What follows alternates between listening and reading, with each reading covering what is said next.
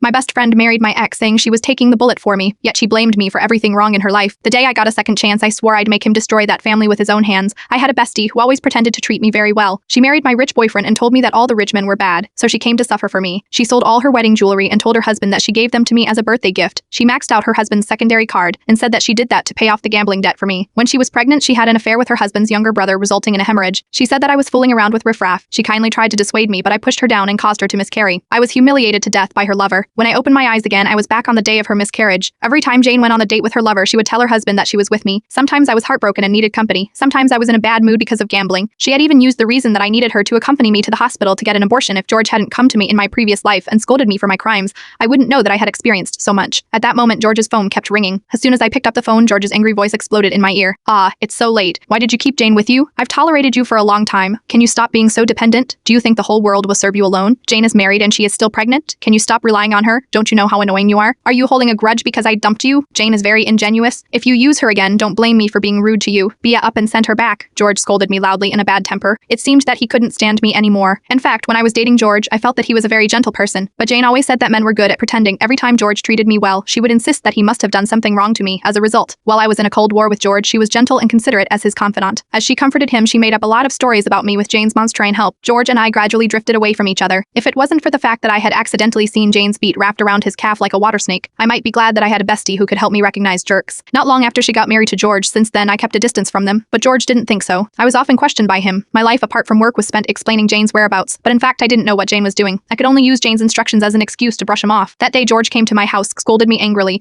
and kidnapped me to the north with a sack. Only then did I realize that I had become a scapegoat. "George, I would tear your family apart with your own hands today," I sneered and answered happily. Jane said that she was playing poker and didn't want to go back. "Why don't you come and pick her up? We're at the same hotel we always stay at." I didn't want to waste any more time talking to George, but soon there was a knock on the door. When I opened the door, I was knocked back by a huge force outside the door before I could react. Several bodyguards suddenly held me down. As for George, he walked into my house with heavy steps and looked for Jane roughly. He turned the whole room upside down, but he didn't find anything. "Where is Jane? Why did you say she was playing poker at the hotel? I've been standing downstairs for a long time and the lights in your house have been on. You haven't gone out at night." He rushed in front of me with a red face and roared, looking at his angry face.